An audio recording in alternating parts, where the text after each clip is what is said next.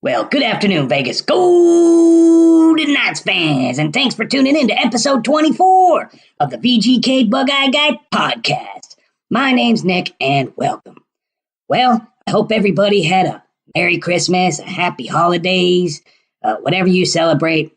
I hope you had a good time. Spend time with family, spend time with the kiddos, get a bunch of cool gifts. Hey, did you guys get a bunch of Vegas Golden Knights gifts? Because I know the Bug-Eye guy sure did. Either way, I hope everybody had a Merry Christmas and a Happy New Year. You know, Bug-Eye Guy, I've said it openly on many podcasts. I'm not a huge fan of the holidays, but I get it. I understand, and I usually fall in line like a good husband and a good father, I guess. So, hey, I hope you guys had a Merry Christmas. Now, some Vegas Golden Knights. Well, you know, the last podcast I did right after the Islanders game, and that was a really good game. That was fun, exciting Thursday night game at the Fortress. Then, of course, I did the podcast on Podcast Friday, and I told everybody that I wasn't going to be doing Podcast Friday anymore. I was going to move it to Podcast Monday. Well, guess what, folks? This podcast is coming out on New Year's Day on Podcast Tuesday. Now, I did have kind of a good excuse, being that, one, it was New Year's Eve last night. I live in Vegas, although I was in bed. Well, I did stay up, but I wasn't out partying because I'm old now.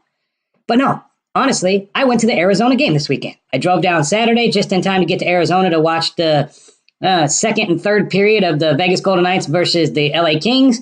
And then the Golden Knights flew out to Phoenix and they played the Coyotes on Sunday. So I was out there with my family and some friends to watch the Vegas Golden Knights take on the Arizona Coyotes. Now, I will talk about that later in the podcast for sure, because there was a ridiculous amount of Vegas Golden Knights fans at that game. It was awesome. And the Arizona fans were kind of tool bags. Again, when I get into that portion of the podcast, I'll fill you in a little bit more. But hey, Vegas Golden Knights, New Year's, capped off with 50 points. 50 points in 2018. And you got to realize, folks, I mean, we know it because we're Golden Knights fans and we watch them all the time. But to the stupid pundits and the rest of the NHL, they don't realize that we really sucked at the beginning of the season. It wasn't our fault. We had injuries. We had bullshit suspensions. We had no chemistry. We were constantly flipping lines. I mean, we had to go through some stuff. And guess what? Every NHL team at one point or another through the season has to go through stuff like that. Now, the championship caliber teams and the teams that have a coaching staff that realize, okay, we're going through a tough time. We need to really stay focused and really drive in our team system. I mean, honestly, with no Nate Schmidt for the first 20 games, we struggled. It's no lie. When Nick Holden and John Merrill are back there playing defense together, we struggle. It is what it is. The facts are the facts. People can defend those two players all they want. When they're out on the ice together, they usually make at least one bonehead mistake. Now, normally I'd be like, no big deal. What's one bonehead mistake? The problem is the beginning half of this season, we would play relatively good competitive hockey, but we would make one bonehead mistake. And every single time we made that mistake, the puck ended up in the net for the other team. Now, fast forward to where we're at now. I'm not saying it's puck luck. I'm not saying it's us just playing better. I mean, look, Paul Stastny, everyone was on Paul Stastny. He played 3 games for the Vegas Golden Knights and he got hurt. And everyone's like, he took dumb penalties. He's not scoring. Why did we pay this guy all this money? Okay, Paul Stastny is a proven veteran in the NHL. He got healthy, so now he's healthy. And now he's starting to get some chemistry. It takes time to gel with these players. It's just like the NFL. You can't have a brand new quarterback and a brand new receiver that have no chemistry together and just have them go out there and throw roots and play. No, they have to practice. They have to practice together. And in the NHL, I know it sounds kind of bad, but it's the fact. They do practicing during games. There's only so much ice time a player has to be at City National Arena for practice. You practice during games. That's why Coach Gallant and any NHL coach switches up the roster lineups, moves the lines around sometimes. He's trying to see if there's some chemistry between other players. And right now, it's clear as day that Paul Stastny has some chemistry with Brandon Pirri. And we know he has some with Pacioretty. Unfortunately, we can't get those two players to stay healthy enough to stay on the ice together. And then Alex Tuch, honestly, I don't care about Alex Tuch. He can play on any line. It doesn't matter. First, second, third, or fourth line, Alex Tuch's going to give 110%. And he's going to score because he's big, tough, physical, and highly skilled. I'm not worried about him. Pirri, there's been a lot of talk about Pirri. I will cover this later on a little bit more in depth in the podcast, but Pirri kind of needs to be with the player that's going to set him up. And he's a sniper. He's going to score. I mean, it's what is it, 8 games in the NHL for Vegas, and he's got 8 goals or something like that? I mean, it's ridiculous. I mean, I'm not saying it's a fluke because he is a veteran and he has NHL experience, but it's crazy what he's doing. And it's crazy that the NHL has the waiver rules and Vegas is falling within the lines, but most of our fans don't understand it and freak out every time Pirri gets sent back down. It's all about the waivers. It's all about the calendar days. It's all about the NHL games played. And it's all about not so much sending him back down. The reason they sent him back down is because he's waiver exempt. He hasn't met the 30 calendar days or 10 NHL games. But once he does, then if they send him back down, he has to go through waivers. And somebody's going to claim him if he's scoring every single NHL game he plays for Vegas. So the argument's going to be, well, who goes down instead? And that's where it gets kind of tricky. In my opinion, I think you put someone like Oscar Lindberg. Go ahead and take Oscar Lindberg and put him through waivers. If somebody wants to clear him, that's fine. I like Oscar Lindberg. I think he's been playing really good since he's been back up in the lineup. The reason he's been back up in the lineup is because we got guys banged up. When the healthy guys get back, like Pacioretty, there's going to be a roster spot. Someone's going to have to go down. I say you throw Lindberg out there right now. What's the worst thing that can happen? Someone claims Lindberg. Okay, someone claims Lindberg and his $2 million a year contract. Okay, that probably works out good for the Vegas Golden Knights right before the trade deadline if they decide to pull the trigger. If they do decide to pull the trigger, I hope it's for a D-man. I really think we're struggling back on the blue line this year. I mean, you guys are going, oh, we're good. No, we're struggling a little bit back there. Colin Miller, he's been banged up, but Colin Miller's been struggling before he was banged up. Derek Englund, I love Derek Englund. He's a little bit off this year. I'm just saying, we've got young talent in the AHL that are honing their skills, getting ready to move up. And if we want to make another deep playoff push, I don't think we need any help goaltending or offensively. I think we're fine there, but I think we need something back on the blue line. Maybe one other player, even if just to come in and challenge our guys, just a friendly, healthy competition. I don't know, GM George McPhee, he's going to figure it out because he always does. We'll cover a little bit more stuff in Pirri later on in the podcast. But let's go ahead and dive right into the games of last week. I mean, honestly, we had back-to-back at the Fortress where we had the Montreal Canadiens come to town, and unfortunately, Pacioretty was hurt and wasn't able to play his old team. Then we had the stupid Los Angeles Kings come to the Fortress. Now, I talked about this in the summertime. We did not play the Los Angeles Kings until the middle, almost the end of November of this year. No, I'll take that back. It was December. We didn't play our first matchup against the Los Angeles Kings until December of this year. Now, we are playing today, New Year's Day, for the third time, and we play them again here shortly. So it's going to be like 4 games over a stretch of, 3 weeks or something like that. Crazy. It's crazy because the Los Angeles Kings are the crappiest team in the NHL. They got the worst record. They got goaltending health issues. They've got a whole bunch of players on their team, including someone you guys might remember, Mr. Brandon Leipsic. Yeah, Leipsic got traded up to Vancouver. He played whenever their stars were hurt, and then once their stars came back, again, surprise, just like Vegas, there was no roster spot for him. And the Kings picked him up because, honestly, they needed somebody fast because all their players are old and slow, and Lipstick's playing for the Kings. But other than that, they've got a whole bunch of players that I don't even know, and I used to be a Kings fan. I used to follow them religiously. And I still know Anze Kopitar, Quick, Doughty, Brown, Carter, Toffoli, all those guys. But their third and fourth line are guys like Luff, who's been kind of doing really good this year. I have no idea anything about him. Nothing. No idea. And they're the worst team in the NHL, but it seems like they beat our ass in Staples Center 5-1. It was an embarrassment. Then they're coming back to our house. And I'm like, okay. So quickly, I'm going to dive into this Montreal game and this Los Angeles Kings game, these back-to-backs at the Fortress. And they happened right before the holidays. They got 2 games in kind of early. One was an afternoon game and one was an early evening game. It kind of worked out good in Vegas's favor because I know in particular the Kings had to play San Jose and then fly in late where Vegas had an early game. It didn't help us. So the Canadiens game was kind of BS. Right off the bat, now the post-game interview from Gallant after the Montreal game, he said, quote, "It was probably the best team I've seen this year come into our building. They played great. They were quick and fast. I didn't mind our team's game tonight, but they were a step ahead of us all over the ice." That is a pretty fair analogy of what happened. Honestly, the Vegas Golden Knights had the lead. They had the lead the whole game. And then in the third period, Montreal got a goal. Now, Montreal, there was a high sticking call that everybody in the stands, including the folks on the TV, thought that it was not going to be a goal. In fact, here's the audio for it right now. Philip Deneau down low, got a stick on it.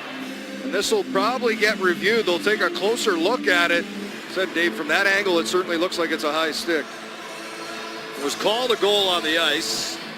After video review, the call on the ice stands. We have a goal. So the refs come back, and apparently it's inconclusive, and they call it a good goal. And then they don't call a tripping penalty late in the third period. It was BS. Now, obviously, the Canadiens were down, and if they would have had that tripping penalty, the game would have been over. But refs, that's not your job. That's not your decision. You need to call what's on the ice. You affected that game. You didn't call the penalty. And they ended up pulling the goalie, and they ended up scoring late. And then in overtime, Denault scores. Byron hit it in overtime to lift the Habs over Vegas. Honestly, we should have won that game. Now, yes, Vegas did end up getting a point, which I will take a point any day of the week. But it's kind of like the New Jersey game from the week prior. We dominated. We chased their goalie, and we ended up losing at the end. It's almost like we backed off a little bit. And that's kind of my problem with Vegas this year. It's that killer instinct. Last year, they'd be down a couple goals, and you don't really feel super nervous because you always feel like, oh, well, they're just going to get it together and come back. This year, it's like we have the lead, and then we somehow piss it away. And I'm like, well, why the fuck do we do that? Why don't we just use that killer instinct and attack? And honestly, I don't have the answer. I'm just some dumb fan like everybody else. Coach Gallant will figure it out. That's what he gets paid to do. He'll figure out how to keep his guys motivated. Say you put the fourth line out there and just let them go smash everybody. I don't motivate everybody out there on the ice. I get everybody fired up. So the Montreal game, we ended up losing 4-3 in overtime. Now, Montreal was coming in with a 6-3-2 record, so they were fairly hot. They're a fairly good team. And we should have won that game. We should have beaten the Montreal Canadiens. Now, if Pacioretty was in the lineup, do you think that would have helped? No. Pirri was there. Pirri's the one that's been scoring all over the place. He scored twice. And Marchie got a goal. Dude, our stars produced, and our new fan favorite guy, Brandon Pirri, produced big time. But unfortunately, it wasn't enough. And honestly, some games go this way. It doesn't super bother me when we lose in overtime. Actually, I used to love the overtime format, that 3-on-3, because it's so fast-paced. But really, if you don't win the face-off, you're screwed. And then you have to get a save. And then if you push it too hard, you're screwed. And that's an odd man the other way. It is very exciting. Unfortunately, not really going in Vegas' favor right now. And that's probably why I'm a little butthurt on the 3-on-3 overtime. But if we would have won against Montreal, I would have loved it, of course, right? That's how it is. Here's some quick audio from Shane and Dave over on AT&T Sports Network talking about the end of this game. Domi with it again. Feeds it in front. Byron, a backhand, and he scores! Paul Byron, who had some great chances earlier in the game, buries it in overtime. The Canadians tie it late and win it in OT 4-3. Byron able to go in all alone, takes the feed, goes 5-hole on Fleury with a backhand. The Golden Knights lose this one. A late goal in regulation and an overtime winner as Paul Byron wins it for the Canadians. He had their game winner in Arizona 2 days ago. He's got the game winner tonight in overtime. All right, so after the Montreal game on Saturday, fast forward to Sunday, and the Los Angeles Kings are returning to the Fortress. First time all season, the Kings are coming back to our house. Now, we were just down there about a week and a half ago and got our butts kicked, got shellacked 5-1 against the Los Angeles Kings. So now they're coming back to our house, and I'm pumped up. I'm excited. I'm like, oh, this is going to be good. If you guys don't know, when the referees, the on-ice officials, come out prior to the games at the Fortress, my Section 217 and other sections tend to boo the referees. Now, I know a lot of these new fans get all mad when we say, ref, you suck, and chant the goalie sucks, and Bernstein sucks, and people are like, oh, we don't like that. Ooh. Well, that's because you're not freaking hockey fans. You're not real hockey fans. You can't kiss ass to everybody that comes into the Fortress, man. Sometimes you got to be a little ruthless. Sometimes you got to be a little aggressive. Sometimes you got to run your mouth a little bit. Now, there's a time and a place for it, and I'm super cool to all opposing fans that come into the Fortress. If you're cool with me, I'm cool with you. Hockey etiquette is one thing, but if you're cool, I'm cool also, man. Now, I always boo the refs. There is one referee, and honestly, if you're a super NHL fan, you probably know who Wes McCauley is. But if you don't, go on YouTube and type in Wes McCauley NHL referee and hit enter and watch all the videos that come up. Now, this guy is he brings a little excitement, a little entertainment to his refereeing. Call on the ice. Stands. We got a good goal. He points to the ice and he jaws with the players. He goes back and forth. Now, this is the one on-ice official that's kind of cool. So I was a little heartbroken because prior to this Kings game, they did this big ceremony with his family, and Wes McCauley and Kopitar and Englert came out, and they honored him for his 1,000th NHL game refereeing. Now I'm a little torn because I'm like, dude, I really like Wes McCauley, and I don't want to boo the refs, but I kind of have to boo the refs because they always screw us over. And honestly, the game wasn't too bad officiating-wise. They were fairly good. We'll leave it at that. Put it this way. They were a lot better than the Montreal debacle the game prior. That ridiculous high sticking and not calling tripping plays. This game was definitely much better officiated. And honestly, this is another game that the Vegas Golden Knights gave away. Now, it ended up going into overtime. It was 3-3 going into overtime. And the Vegas Golden Knights pretty much dominated the whole overtime. Here's the problem. Schmitty got tired back there. He went for a late change. And that late change is he went to the bench. I forget who it was on the Kings, but he sprung a long ice pass to Toffoli. Toffoli ends up going in on a breakaway against Flower and scores. Now, Tyler Toffoli, to me, he's a sniper. He's a very, very good player, but he's one of those guys that needs to be with other good players. And he's been struggling this year. Newsflash, the whole Kings organization has been struggling this year. But he hadn't scored in like 15 games. And he gets a freaking breakaway and scores on Flower in overtime. And the stupid Kings have now beat us twice this year? Really? That was a heartbreaker. And honestly, I felt really bad for Nate Schmidt. And Reeves did have one questionable penalty. And take a listen to the post-game interview from Nate Schmidt and Ryan Reeves following the overtime loss to the Los Angeles Kings at the Fortress. Lose a point. Squandered. It's my fault. I screwed up there in the overtime. Sucks. Stupid change. It's second game in a row. Lose a point for stupidity. You know, I like a lot of parts of our game, and just individual things that are sometimes get in our way, and you know, like, I think that our team is starting to play a better brand of hockey. I think that, you know, they wanted to slow us down tonight, and they did a pretty good job, but I thought our guys responded in the third period by playing faster in our sort of game, you know, but it's tough when you dominate in overtime and then you do that. From the club tonight, to Nate's description. Yeah, you know, I think all the goals there's a mistake. You know, starting with mine. You know, just plays that you just can't make, and they all cost us. You get 4 out of 6 points in these last 3 games before, and you push yourself into a position where you're in the top 3 in the Pacific. Is there some positive in that respect? Yeah, I think so. I think. You know, we had a tough schedule coming into the beginning of this year, so you know, I think we're in a good position. We got a lot of home games coming up, so you know, we start taking care of home ice, and I think we're in a good spot. When you say that, start taking care of home ice, there has been some unevenness to the play. How do you fix that? Well, I mean, you know, we just got to limit the mistakes. You know, the games we're losing here, you know, just one big mistake that's costing us, or 2. You know, tonight was, you know, 2 or 3, and you got to start limiting those, and you know, getting back out at the next shift and getting that goal back. So we ended up losing in overtime in back-to-back games at Fortress. And the only saving grace of that is, well, we played 2 games and we got 2 out of 4 points. At least we got a point out of each one of those games. And that's good. That's what you need to do. In games that you end up, you know, throwing away or not competing 100%, you miss out on those points. Every point matters. Sure, right now in December and January, it's not that big of a deal. Oh, we lost that game.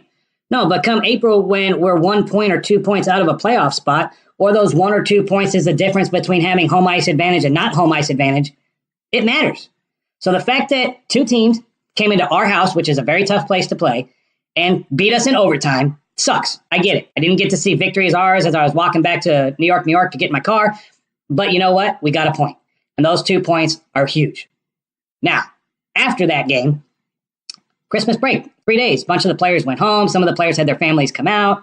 I get it. It's the time for holidays. Everyone gets a break. The problem is, after the break, after the 3 days off, one of the hottest teams in the Western Conference is coming to the Fortress. Yeah, the Colorado Avalanche. Their number 1 line with McKinnon. Dude, they've been lighting it up this year. If you haven't watched NHL Network, trust me.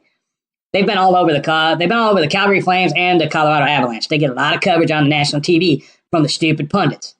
And I know Vegas isn't getting that much love because of the way they started and sophomore slump and whatever bullshit they want to say. But we're playing just as good. Colorado came in and we were not scared. We were not scared at all. You want to know why? Because we had a secret weapon. So see, once the Kings game was over on Sunday, we didn't play again until Thursday. Well, guess what we did during that time? Well, 2 things. 1, we sent Brandon Pirri back to Chicago, and all the fans freaked out. Oh, I can't believe we sent him back, because they don't understand about the waivers. I talked about it earlier, the waivers. You're allowed to be on an NHL roster for 30 calendar days or 10 NHL games. Once you hit those, if you go back down, you have to go through the waiver process, which means any team out there can claim your guy. So that's why they did it. That's why they sent him down. They sent him down to save 3 days, to save 3 calendar days. And he went back to Chicago, which that's where he's from. That's where his family lives. And he got to see his baby take the first steps. How cool is that? And then guess what? Before the Colorado game on Thursday, you know it, he was back out in Vegas because they were going to have him play, and they called him right back up. It was simply to save 3 days. That's it, folks. Now the question's going to be, reference Brandon Pirri. What happens when time's up? When we're reaching the end of the 30 days or he's coming up on 10 games? That time's coming up pretty quick. They're going to have to make a decision. And like I said earlier, I think Lindbergh, I don't want to lose Nosek because I think Nosek is a young talent. I think he can be good in this league. Maybe Carpenter, but then again, I think someone might claim Carpenter too. I don't know. I don't know what they're going to do. They've got a tough decision to make. But honestly, Brandon Pirri, he's contributing. You can't not have a guy that's scoring goals pretty much every single game they play. And I know Brandon Pirri's not going to keep up that pace. That's not going to happen. But you sure as hell can't get rid of him right now, not when he's doing that. So, Brandon Pirri, it'll be interesting.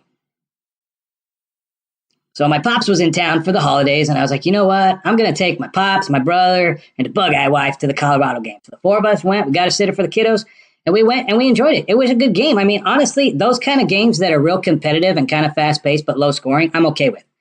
Sure, they're a little bad for the heart and they're a little bad for the blood pressure, but I'm okay with those kind of games. And the fact that Brandon Pirri got the game winner again was like, oh my God, the fans. And I said it at the game. I was like, if Pirri scores the game winner, the fan base is going to go nuts because they're already nuts for him. They were already pissed he got sent back down because they didn't know why. Then he get called back up and immediately he's going to get the game winner. That would be crazy, right? Yeah, well, that's what happened. Pirri ended up getting the game winner. He shot it from down near the blue line, but it was a beautiful shot and it went right past him. And boom, Vegas Golden Knights up 2-1. And Grubauer's a good goalie. I mean, if you guys don't remember, Grubauer was the backup for the Capitals last year. And really, he got that team to the playoffs because Holtby was struggling. Now, sure, after the first round, Holtby came in and Holtby took them all the way to the cup. But Grubauer's a good goalie. He's a good backup. And a 2-1 game, honestly, those are tough games. Those are tough defensive games that I'm happy we're coming out on the winning side of. Seems like a majority of those games this season that are really tough, it's starting to break our way. And my pops had a good time. My brother always has a good time when he comes because he gets a free ticket from me. But, hey, we had a good time and we won 2-1. 2-1. That's pretty good, right? I mean, that's what I thought. Here's Shane and Dave's post-game thoughts on the Colorado win. Take a listen. The Golden Knights in their final home game of 2018, a 2-1 win over Colorado. So a solid win by the Golden Knights tonight. You liked everybody was involved in this. They got enough goals to win, and they defended well. Special teams huge late as the penalty kill came up big. A couple of late power plays by the Avalanche, and the Golden Knights, along with Fleury, were able to shut them down. Now, here's a quote from Brandon Pirri following this game-winning goal against the Colorado Avalanche. He says, honestly, I'm just trying to contribute every way I can. It's a great opportunity for me. I really don't want to waste it. The team's playing well. I thought we played 3 solid periods tonight. We played a complete 60 tonight, and it showed. Well, he's right. And Pirri, recalled from Chicago earlier in that day, blistered a shot from the point past Philip Grubauer. Just like I said, it was awesome. All right, so following the Colorado game, now the Vegas Golden Knights are going on the road. Now they're going on the road on what's called the annual Dad's Trip. Now before I talk about the 2 road games and the Dad's Trip, we got to talk about a player that was claimed by the Vegas Golden Knights. Now this caught me a little bit off guard, and I'm sure it caught a lot of you guys off guard as well. The Edmonton Oilers claimed Valentin Zykov off waivers from the Hurricanes earlier. Really, it was November 30th. So Carolina put him up on waivers, Edmonton claimed him, then Edmonton put him on waivers, and Vegas Golden Knights claimed him. And I saw the name, and I go, man, that name looks familiar. That's because Valentin Zykov was a 37th overall pick by the Los Angeles Kings back in the 2013 NHL draft. And I was going, oh, yeah, that's where I know that name from. He's only scored 4 goals and 7 assists in 25 career NHL games. I have no idea why the Vegas Golden Knights picked the player up. I was talking to a fellow season ticket holder, my buddy Rob from section 216, which is not as cool as 217, but it's kind of cool because it's right next to me. And he brought up a good point. Now, Valentin Zykov is from Russia. He is played at St. Pete, which if you guys don't know, Ilya Kovalchuk, who plays for the Kings, played for St. Pete. Nikita Gusev, who is the Vegas Golden Knights have the rights to him, but he signed a 2-year contract and is playing in Russia. I don't know what they're doing here. I don't know if they picked up Zykov because they think maybe with Zykov here, he might be buddies with, maybe he can talk to Nikita Gusev into coming here. I'm pretty sure St. Pete has a pretty foul taste in their mouth for Las Vegas, especially in the NHL. And that's because Vadim Shidashev. I know his name's Shipashev or whatever. I don't give a shit. It's Vadim Shidashev. He came over here, we paid him a lot of money. We got him to come over to the NHL. He thought he was going to come over here and just be a star, and he realized quickly that international game versus the NHL game is a little bit different. It's going to take him some time. So they sent him down to Chicago. He didn't like it. And the bottom line is they ended up terminating his contract, and he went back over to Russia and didn't even have a good last half of the season last year. So any player that we're going to try and get to come out of KHL, we're going to have to sell him a little bit. And unfortunately, Shidashev has probably, told them a bunch of shit. Like, oh, this place is terrible. Dude, you live in shithole Russia. Come on, dude. Really? So that could be the only thing. Honestly, I don't get it. The whole way we got Nikita Gusev's rights was taking John Garrison. We took John Garrison in the 2017 NHL expansion draft, and we received from the Lightning the rights to Gusev along with the second-round pick and a fourth-round pick in the 2018 draft. So we got 2 picks and the rights to Gusev. Now, that doesn't really mean much because just because we have the rights doesn't mean the player's going to come over here. But if he was to come over here, we need a way to sell him a little bit because we sold Shipashev, he bought in, and then he floundered. Gusev's a better player than Shidashev, but I don't know. Maybe Zykov here, maybe that's the reason. I don't know what they're going to do with Zykov. I don't see him fitting on any of our 4 lines. We've got way better people to play than him. It must be the Russian connection. I don't know. We'll have to wait and see, but either way, they did claim Zykov off of waivers, and I don't know why. And a bunch of Vegas Golden Knights fans are probably going, Bug-Eye Guy, I have no idea why we claimed him either. It must be the Russian connection. We must be trying to mend fences with SKA St. Pete over there in the KHL, the Continental Hockey League over there in Russia. Maybe we're trying to mend some fences because Shidashev. Maybe Shidashev went over there and ran his fucking mouth. Blah, blah, blah, blah, blah. Vegas sucks. Oh, they didn't kiss my ass. Blah, blah, blah, blah. I don't know what the reason is. I have no idea. GM George McPhee probably has a plan. He might also be positioning for a trade. The trade deadline's coming up. We got a lot of assets. We got a lot of players and not a lot of roster spots. I don't know what they're going to do. But as of right now, Valentin Zykov is under contract with the Vegas Golden Knights. Will we ever see him play? I have no idea. I wanted to see Reed Duke play. Reed Duke came up. He never got a chance to play. I doubt we're going to see Zykov not knowing our system or anything, but who really knows? So as I mentioned just a little while ago, Dad's Weekend. So Dad's Weekend came up. Now, they did this last year, and this is an NHL tradition thing. Sometimes they do Mom Weekends. Sometimes they do Dad Weekends. It's where all the players, the team invites their fathers or mothers, depending which trip it is, to come along with the team. Now, they ride on the team plane, they ride on the team bus, they stay at the team hotel, they eat with the team, and then during the game, the fathers or mothers, fathers in this case, go up to a suite and watch the game. It's been pretty cool. Last year, the Vegas Golden Knights brought their fathers on a 2-game trip to Nashville and Dallas, and they were 2-0. So now a lot of the returning fathers this year were like, oh, we're the good luck charm, we got to come back, we got to go 2-0 again. Well, they're going to Los Angeles to take on the Kings for the 3rd time in 2 weeks, and then they're going down to Arizona. And right off the bat, some of those fathers that live up in Canada or northern United States where it's cold and snow, they're like, heck yeah, December, Los Angeles and Arizona where it's nice and warm. It's not exactly warm outside. In fact, it was freezing cold in Arizona, and it's been freezing in Vegas. But when I say freezing, I'm talking like 32 at nighttime, like barely freezing. I know a lot of places around the country, they've got this powdery stuff called, snow. Yeah, we don't get much snow here in Vegas. They don't get much snow in Los Angeles or in Phoenix for that matter. Paul Stastny's dad in particular had a great NHL career. And a lot of the other fathers in there, they don't really get to see what their kids experience on a day-to-day basis playing in the National Hockey League. It's always been said that at the point when hockey players can no longer play, often they miss the dressing room and the camaraderie of their teammates the most. The laughs, the chirps, the sharing of moments, the friendships. It's hard to replicate that once you're not in a professional dressing room. I'm not a pro athlete, so I have no idea. But I kind of know that was how it was when I was in the military. I had that camaraderie with my fellow shipmates. I had that camaraderie with the unit that I was with. And I still talk to my buddies to this day. We still, reach out every once in a while. Hell, they reached out to me last night to wish me a Happy New Year. These are guys that I served time with, and now we've both gotten older. We both have families. We've moved on in life. We live in different parts of the country, but we still reach out. I think that's the same with pro hockey players. And a lot of these dads were talking about it, going, it's just cool to kind of see how they go through every day, how they get up and they meet together, they team breakfasts, team meetings and practice. And it's a job for these guys. Sure, they're playing a game, but it is a job and they're getting paid really, really good money to play this job. So I thought it was pretty cool that the dads got to go on the trip and they got to go down to LA. Now, LA, the Bug-Eye Guy did not get to watch the beginning of the Los Angeles Kings versus the Vegas Golden Knights game. because I was in the process of driving from Las Vegas to Arizona for the game the next day. I know some fans were crazy and drove to LA and then drove to Arizona. Bug-Eye Guy was not interested in that. The 4-hour drive was enough for me. And we got down there, we got checked into the hotel, and we got over to Buffalo Wild Wings, which is right by the hotel, just in time to watch the third period. And I was listening to it on my SiriusXM. And if you don't have SiriusXM, I mean, I know it's expensive if you look at the advertising price, but get the 3 months free trial or whatever it is they're going to offer you for free. And then call and cancel, and then they'll get you over to retention. You go, I'm not paying that much. And I swear, I pay like $50. $50 every 6 months. For me, it's worth it because I get every NHL game, every NFL game. I get all kinds of, news talk, and I get music. And to me, it's good. It's worth the money. And we're listening to the game. And of course, William Carrier scores in the first period. That's my favorite player of 2018. And I'm all honking my horn and flashing my lights. I'm like, yeah, I'm an idiot. I know. I get it. And then as we get to the hotel and we're parking the car, they score with like 4 seconds left. I'm like, oh, are you kidding me? So I got to get on my phone. I got to watch it. I'm like, oh, that sucks. But hey, you know what? The bottom line is we got our ass kicked there.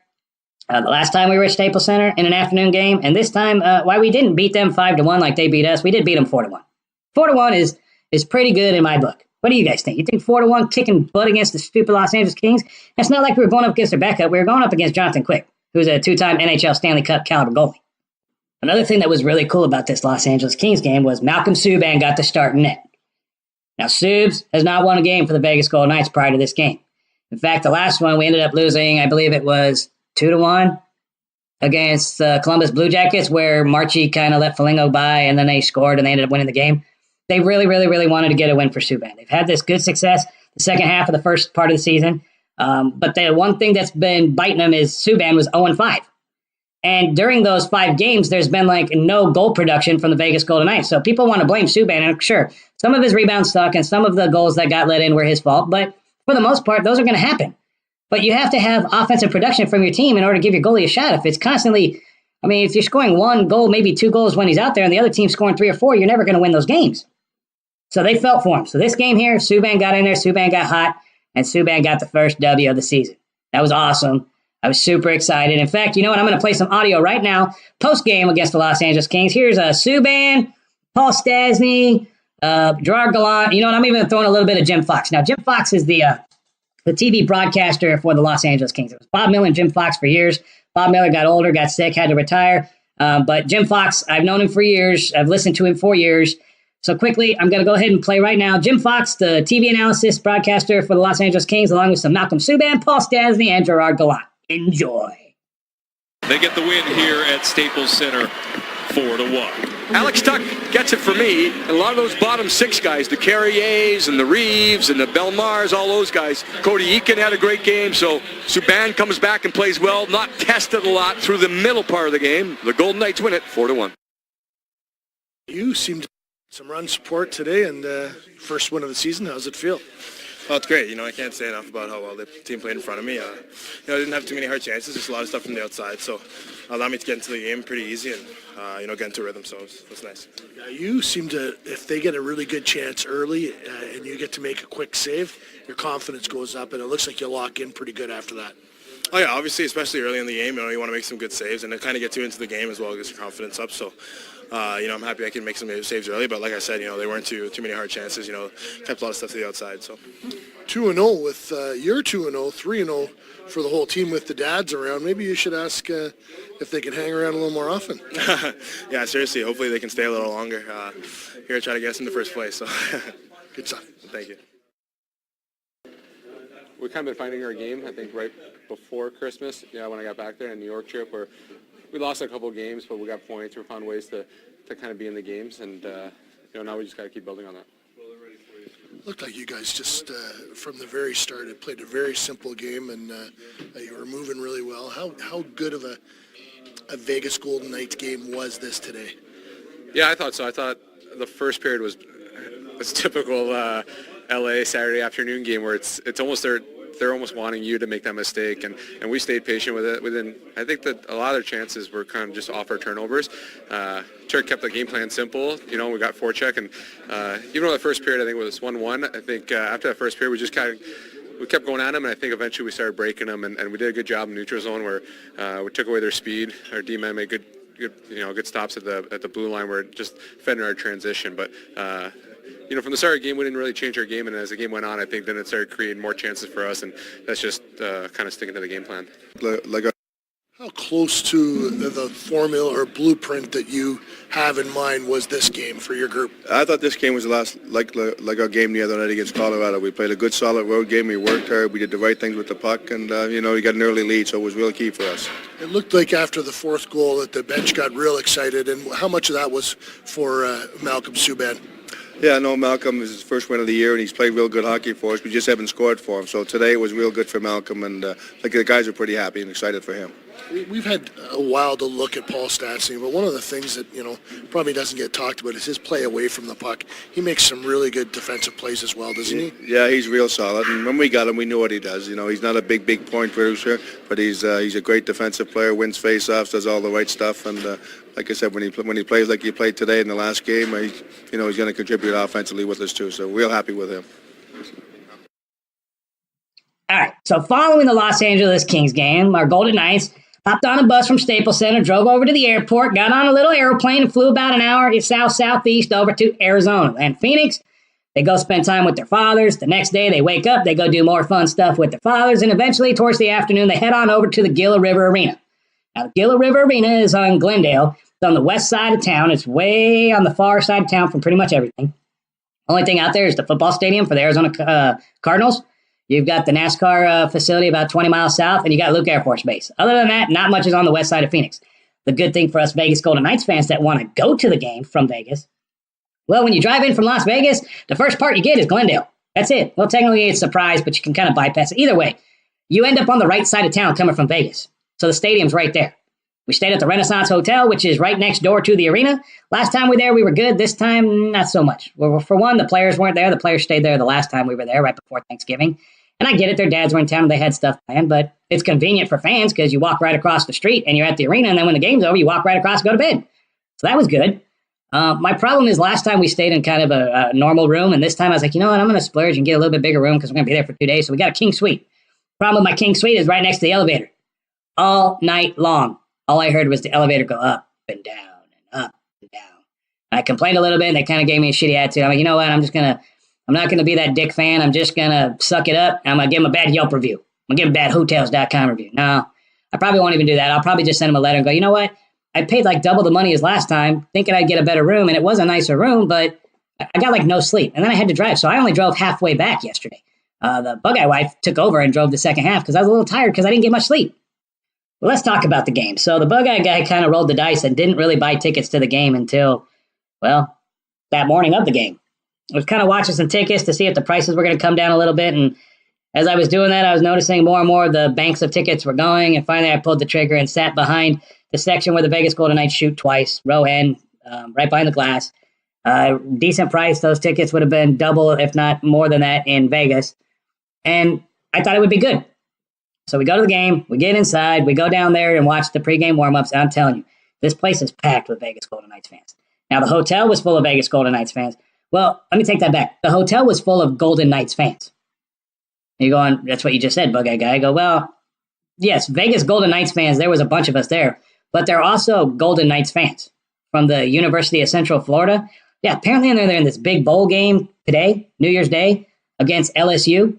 Yeah, so they were staying there too, and it was crazy. It's like, oh, you're a Golden Knights fan. I go, yeah, I'm a Golden Knights fan. I'm like, a Vegas Golden Knights fan. They're like, oh, we're at UCF. I'm like, hey, we're all Golden Knights. It's cool.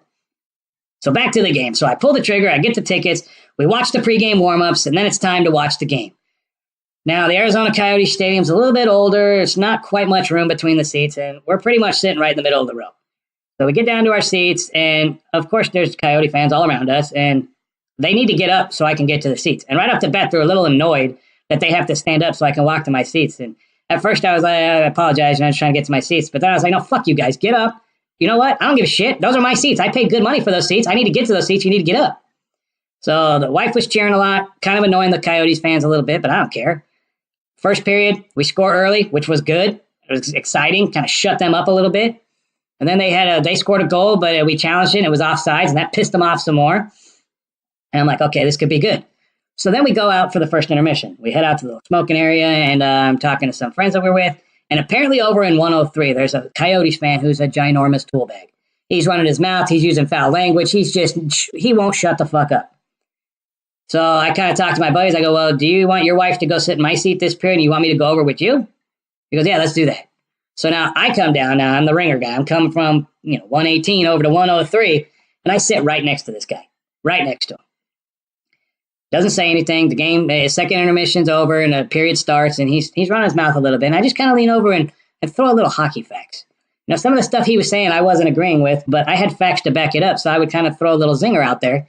I'm just being the nice guy. I don't. What they said, I have not seen yet. And we kind of went back and forth a little bit, and then I pretty much told him, I'm like, dude, you're full of shit on some of your shit, dude. Like, why are you picking on us because we're expansion? Why are you picking on us because we cheer for our players? I mean, I'm not understanding a lot of the stuff he's saying. I'm like, dude, your in-rink entertainment is garbage. They do nothing. Vegas, every time the puck stops, they're playing music, they're fan engagement, they're trying to do something. Down here in Arizona, it's nothing. It's crickets. And I will tell you, this game had the most Arizona Coyote fans I have ever seen. I've only been to 2 games. But the November game right before Thanksgiving, the arena was half full. This one had over 17,000 people. It was packed. And partially packed because there was a ridiculous amount of Vegas Golden Knights fans. In fact, at the beginning of the game, when they sang the national anthem, go ahead and take a listen to this.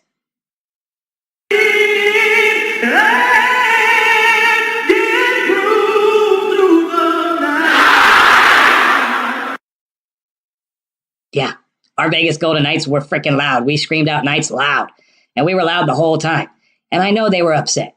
But what do you expect? We came to your arena. We spent money in your town, in your city. We weren't jerks. Well, we weren't jerks until you guys started being jerks. I get it. And honestly, I really, really, really wanted to win this game. I hate traveling all the way down there. I don't want to travel all the way down to see our team lose. But this game, I was like, okay, we got to get it.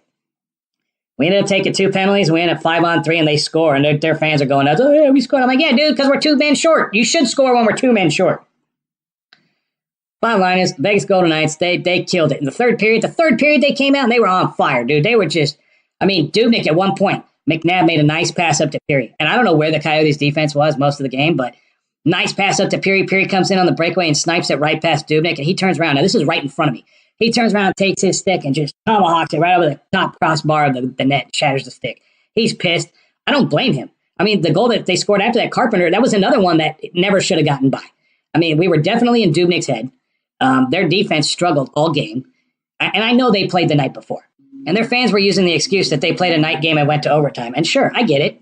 LA played an afternoon game. You guys played a night game, went to overtime, and you had to travel. But that's not a good enough excuse. Both teams played the day before. A couple hours, yeah, I get it. It's a couple hours. Maybe it's a little bit of a benefit.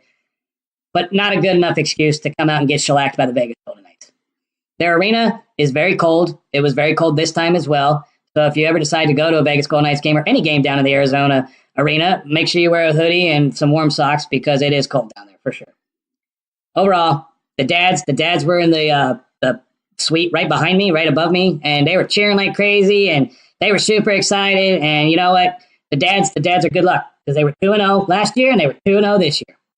I'm glad all us Vegas Golden Knights fans that spent the money and made the trip down to Arizona. I'm glad we got to see a win. And in fact, here's some post-game interviews following the Arizona Coyotes win from Flower, Marchie, Pirri, and Gallant. And they were thanking us fans that made the trip down there. They could hear us on the ice. Well, you could hear us on TV. I'm sure they could hear us on the ice.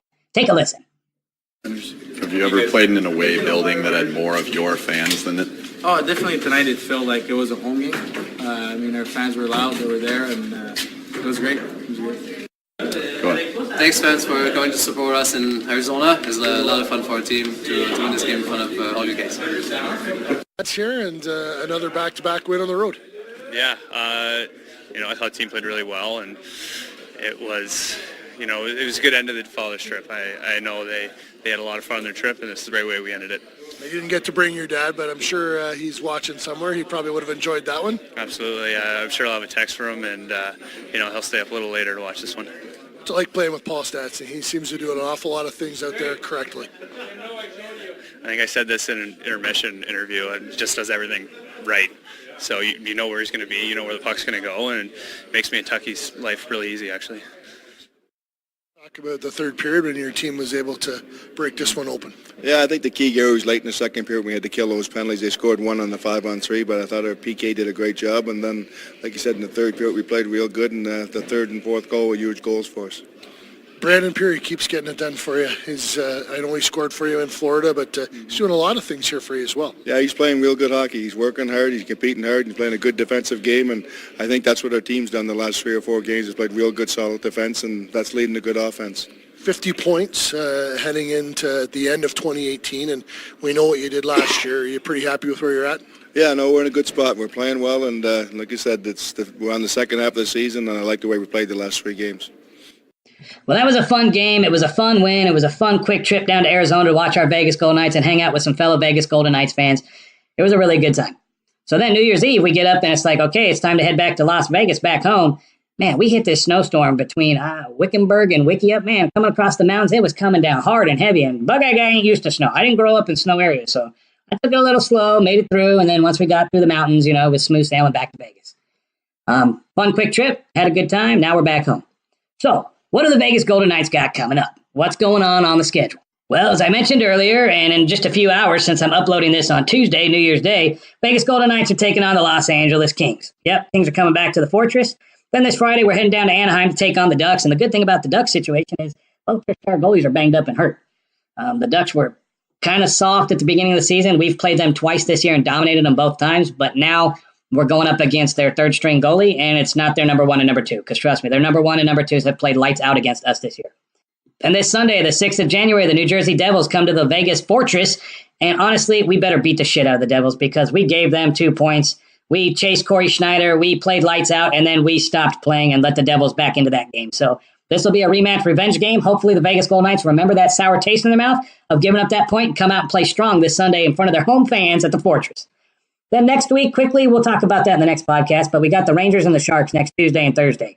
Those will be 2 fun games. I love Shark games. Shark games are they're high energy, that's for sure, especially at the Fortress. So those are the upcoming games I'm looking forward to. Quickly, let's talk playoffs. Playoffs. Everyone always wants to talk about playoffs, and I know it's early, but you know what? It's not. It's January 1st, 2019. Time to talk about playoffs. As it sits right now, the Vegas Golden Knights are in second place in the Pacific Division. Now, we've played 2 games more than the Calgary Flames and 1 game more than the Sharks and Ducks. But where we're at right now, we're 50 points. We're 42 games played, 23, 15, and 4 for 50 points. Not too bad. Honestly, with the way we started, we're in a good spot. We're definitely well within a playoff spot. Even if we fell out of the top 3 in the Pacific Division, only because these games played right now, we're still in a wild card spot. So that is a good thing. As far as overall record is concerned, we're currently 6th in the National Hockey League. And it's because we've played more games. But we've played more road games than any team in the NHL. And I'm telling you right now, folks, the Fortress, the home ice advantage is huge for our Vegas Golden Knights. And in January and February, I believe it's like 7 of 10 games at home, both months. So there's a good chance for us to really keep this momentum going and push forward and gain more points and get a better playoff spot. So the last few podcasts, I've been doing team stats updates. If you guys like them, cool. If you don't like them, tough shit. It's my podcast. I'm still going to do it. I just like to give some facts. Just a little bit of facts, nothing crazy, just a little bit of information for everybody. But I'm giving you real facts. Like, who's leading the league, the whole NHL in hits? William Carrier, of course. 42 games played, 210 hits. Second place.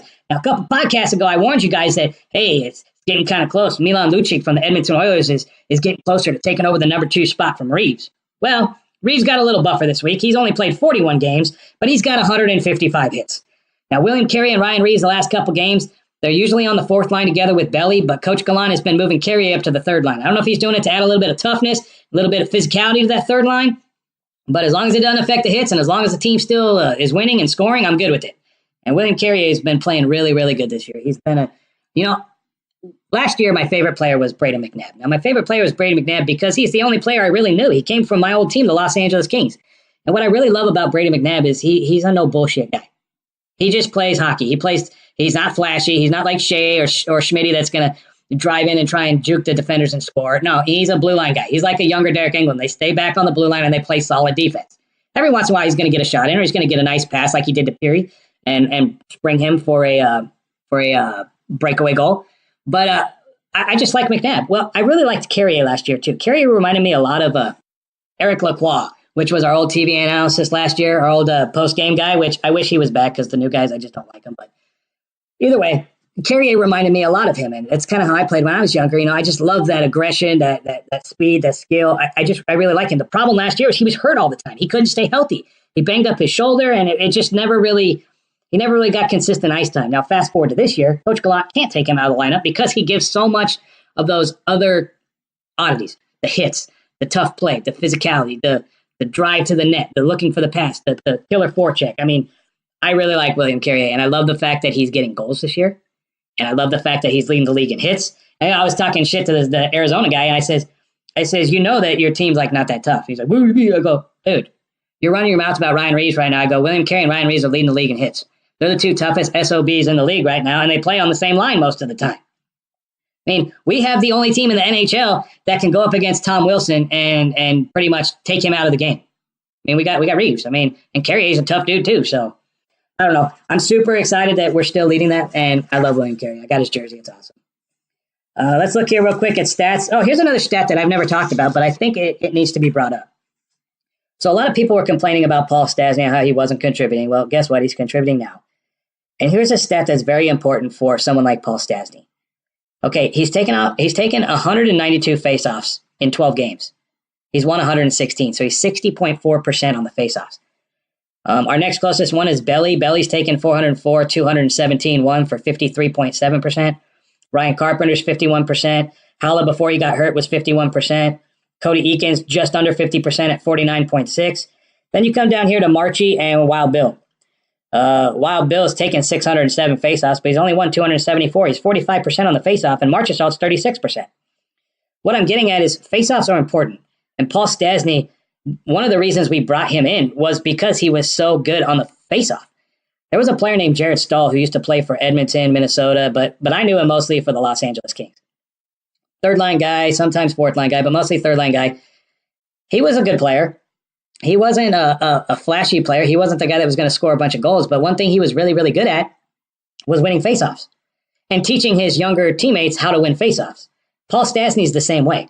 Paul Stastny is very, very good on the faceoff. In fact, you'll see him sometimes in games where he's out there on the ice to take the faceoff, and as soon as he has a chance to change, he goes straight to the bench to get another play out there. They use him only to win the faceoff. That is a good thing to have. And honestly, if you look at these numbers and our guys that are below 50%, look, Tate Theodore is 100%. Yeah, but he's only taken one faceoff. Riley Smith, 75%. He's won 3 out of 4 faceoffs. When does Riley Smith take a faceoff? When Marchie or Wild Bill get kicked out of the circle. I mean, that's what Thomas Hika's 50%. He's not even on the team. So, I mean, I don't know. Faceoffs are important, and faceoffs are stats that I like to talk about every once in a while. Just a quick update on scores. Wild Bill's got 30 points, 15 goals. Marchie, 30 points, 13 goals. Tuck, 30 points, 13 goals. Riley Smith, 27 points, 9 goals. But let's go down to the important people. Ryan Reeves, 7 goals, 12 points. That's good. Go down to William Carey, 8 goals, 9 points. That's good. He doesn't pass a lot. He scores a lot, which is okay. Paul Stastny, 12 games. 12 games, folks. 5 goals, 9 points. Come on down here to Brandon Pirri. Brandon Pirri, 6 games, 5 goals, 7 points. That's all I'm saying. I don't know. The rest of the stats we don't have to talk about. All right, folks, I'm about to wrap up episode 24 of the VGKbugeyeGuy Podcast. But before I do that, there's a couple things we got to talk about. One, videos. BugeyeGuy Guy's been filming quite a few videos over the last couple weeks, and I haven't been uploading them because, honestly, I don't know why. I'll take my phone out, I'll shoot a clip, and then I'm like, you know what, I'm just a podcast guy now. I just, when the time's right, I will do a video, but if you're used to the VGKbugeyeGuy Guy posting videos on YouTube and Facebook and Twitter and stuff, I'm just kind of burnt out. I think 2019 is going to be the year of the podcast, and sure, I'll throw some videos out there when videos are required or they're necessary, but for right now, I think I'm going to stick to the podcast. I'm going to stick to podcast Mondays. This week, obviously, is a little different because of the holidays, but I'm going to do my best to keep that schedule, and of course, if I can't do it, I'll let everybody know. Quickly, before I get to the rant, Vegas Golden Knights player Ryan Reeves launching new craft beer. So last Thursday after the Colorado game, Ryan Reeves over at Parkway Tavern in Las Vegas, he has a partnership with a brewery and came out with a beer named Training Day. Now, I had a buddy, Louie, that went over there because he knew a bunch of the players were going to be there and he wanted to try the beer and get autographed and pictures. And he did get some videos with people, and then some tool bag punk ass, stole his wallet. I mean, how you got to steal a guy's wallet? This guy's a veteran. He's got kids. I mean, that's kind of a shitty thing to do. And he kind of did a video about it. And Ryan Reeves on Twitter responded to him and said, hey, man, that sucks. Your wallet got jacked. Let me know when you're going to be at practice. I'll sign something for you, which was really cool. And, of course, the haters out there are like, why would Ryan Reeves respond? Because Ryan Reeves is a normal dude just like me. He's just like you. He's a normal dude. He just plays professional hockey, and he's a tough son of a bitch. But he's just a normal guy. He sees that. He goes, man, this guy made a trip all the way from his house all the way to come support me and my beer being released, and then some shit happened. I mean, so either way, training day from 7-5 Brewing's out there from the local Abel Baker Brewing Company. That's kind of cool. I'm not a beer dude, so I don't know if it's good beer or not. I guess I would probably try it if it was on tap somewhere just because it's Ryan Reeves beer, but I'm not a beer dude. But that was cool that Ryan Reeves reached out to my buddy Louie, and that's cool that Ryan Reeves got a beer out here because Ryan Reeves is freaking awesome. My wife loves Ryan Reeves. She thinks he's an awesome player. I go, well, hold on, he's an awesome dude. Yeah. All right. I'm going to do a comment of the week. Now, I do comments of the week every once in a while on my podcast. It just kind of depends if something comes across really good. Now, this was not an actual comment on one of my videos or my posts. This was actually a comment from a fellow season ticket holder who he posts a lot. I've met him a couple of times. I traded a poster from him one time because he had one that I needed. And you know what? I'm just going to read this because honestly, I thought it was pretty good. So here you go. And again, this is from Joshua, and he posted in the Las Vegas Golden Knights fan group page, I don't know, a couple of days ago. Worst schedule ever, ? It was insane at the start of the year that VGK had a 5-game road trip after the opening loss blowout. That was to the Flyers. That included back-to-back Pittsburgh and Washington. At the end of it, no less. But the schedule has not improved. 18 home games versus 24 road games. Yeah, folks, we talked about that earlier. We've played a lot of road games. VGK has played 42 games, the most in the league. The St. Louis Blues, by comparison, have played only 36 games. Only one team in the Eastern Conference has played as many as 40. Yeah, we are tied for the conference lead with 50 points, but Winnipeg at 38, Calgary 39, and San Jose at 40 have played less games. The good news, I guess, VGK is smack in the playoff hunt and has 24 of the next 40 at home, where they are 12-3-3. Also, we should be slightly more rested because we have less games remaining. Keep grinding. I get it. I mean, the schedule is what it is. I mean, it's all about arena time and other, scheduling and events. And honestly, we had the suspensions and we are where we are. This is good. This is meaning all this stuff that was thrown against us, the fact that we've played more games on the road, the fact that we've had to play back-to-backs against tough teams, all this coming down, and we're still tied for the conference lead. And yeah, they got a couple games on us, but what Josh is saying here and what I'm saying on this podcast is we're in a good spot. I mean, if you think we should be where we were last year, that's a fallacy. That'll never happen. This is a new team, new year, and we're just as competitive. In fact, I'm telling you right now, folks, if we can get healthy, and keep Stasny and Pacioretty in the lineup, and I feel bad for Hala. I love Eric Hala. He really messed he's out for a while. I mean, just imagine if we had him too. I mean, this team is scary good. Scary good. All right, folks, I'm wrapping up episode 24 of the VGKbugeyeGuy Podcast. Again, I really thank you guys so much for tuning in and listening. As I say always, if you're a fan of the VGKbugeyeGuy Podcast, all I need you to do is tell one friend. Just tell one friend, hey, this guy Nick, the VGKbugeyeGuy, he talks shit, he talks Vegas Golden Knights hockey. It's fun, it's entertaining, you should check him out. He's available on Spotify, Stitcher, let's see here, Podbean, Apple Podcasts, Google Play. I'm kind of out there on all of them. It's very easy. You just go to any of your favorite podcasting platform, type in the VGKbugeyeGuy Podcast. It comes up. Subscribe. I would love if you subscribe. In fact, if you head on over to VGKbugeyeGuy.com, that takes you right to the Podbean page, and you can just click there. You can subscribe. Or Apple. Apple's seems to be a popular one. A lot of people tend to listen to the Bug Eye Guy Podcast on Apple Podcasts. And just subscribe so you get an alert to know when, hey, a new episode's out there, and you can check it out. All right, folks. So the rant this week is this is a very, very touchy subject for the Bug Eye Guy. I take this very personal. This is not to be meant in any disrespectful manner. I'm not picking on any businesses or establishments. I'm just stating obvious facts. And the rant this week is reference single-ply toilet paper. You're going, Bug Eye Guy, what are you talking about? I'm talking about that shit paper that you have to take off the roll and you have to fold 12 different times before you can even wipe your ass because it's so paper thin. It's 2019, folks. It's time to abolish single-ply toilet paper. I'm tired of going to Walmart or even Costco or Home Depot or Lowe's or any store or any restaurant or any hotel and cheap-ass toilet paper. I get it, folks. I understand that sometimes it costs money to do business. But if you want to save your pennies by providing shitty-ass toilet paper, we end up using more toilet paper.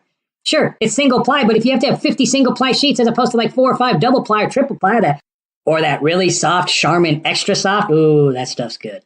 But I'm even okay with the Sam's Club or the Kirkland brand. I mean, the Kirkland brand, you get a big-ass bag for 15 or 16 bucks from Costco, and it's nice and soft.